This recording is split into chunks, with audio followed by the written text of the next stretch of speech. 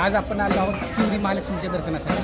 तुळजापूर तालुक्यातील तुळजापूरपासून दूर रोडवरती 27 किलोमीटरवर असलेल्या चिवरी या पवित्र क्षेत्री आपण दर्शनासाठी आलो आहोत। महालक्ष्मीच्या या मंदिरामध्ये वर्षभर भाविकांची रांग असते। नवसाला पावणाऱ्या महालक्ष्मीच्या दर्शनासाठी महाराष्ट्र, तेलंगणा, कर्नाटक, आंध्र प्रदेशमधून भाविक वर्षभर नित्यनेमाने येत असतात।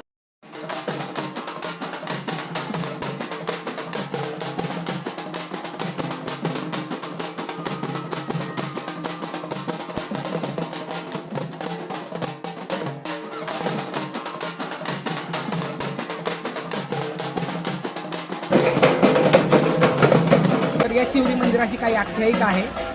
गुरे चारणाऱ्या लहान मुलांची एक गाय पाण्याभावी तडफडून मेल्यानंतर तिथे एक म्हातारी प्रकटली आणि त्या म्हातारीनं त्या मुलांकडं जेवणाची मागणी केली। त्या मुलांनी आपल्या शिदुरीतील काही भाकरी त्या म्हातारीला खायला दिल्या आणि त्या म्हातारीने ती भाकरी खाल्ल्यानंतर त्या मुलांकडं पाण्याची मागणी केली। पाण्याची मागणी केल्यानंतर त्या मुलांकडं तर पाणी नव्हतं।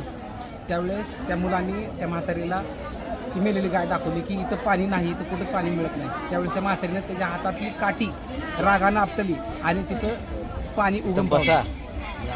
त्या लहान मुलांनी गावामध्ये जाऊन या गोष्टीची माहिती गावकऱ्यांना दिली। गावकरी सगळे जमले, म्हातारीकडे याचना करायला लागले की इथं पाणी उगम पावलं म्हातारीच्या काठीतून। त्यावेळेस म्हातारी ही निश्चितच कुठेतरी मोठी शक्ती असेल। त्यावेळेस आई महालक्ष्मी इथं प्रकट होऊन सर्व गावकऱ्यांना आशीर्वाद दिला आणि इथंच राहण्याचं वचन देऊन इथं लुप्त झाली। तेव्हापासून आज तायगत शेकडो वर्ष आई महालक्ष्मी इथं भक्तांच्या हाकेला धावली।